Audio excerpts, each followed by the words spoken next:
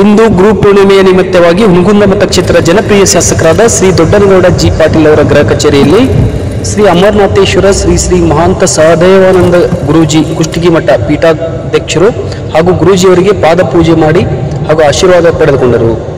ಗುರು ಪೂರ್ಣಿಮೆಯ ನಿಮಿತ್ತವಾಗಿ ಈ ಸಂದರ್ಭದಲ್ಲಿ ನಮ್ಮ ನೆಚ್ಚಿನ ಜನಪ್ರಿಯ ಶಾಸಕರಾದ ಡಿ.ಜಿ. ಪಾಟೀಲ್ ಕುಟುಂಬಸ್ಥರು ಹಾಗೂ ಇರ್ಕಲ್ ಮತಕ್ಷೇತ್ರದ ಮಹಿಳಾ ಮೋರ್ಚಾ ದೇವಿಕಾ ಪಾಟೀಲ್ ಹಾಗೂ ಇನ್ನಿತರ ಪದಾಧಿಕಾರಿಗಳು ಹಾಜರಿದ್ದು ಉಪಸ್ಥಿತರಿದ್ದರು.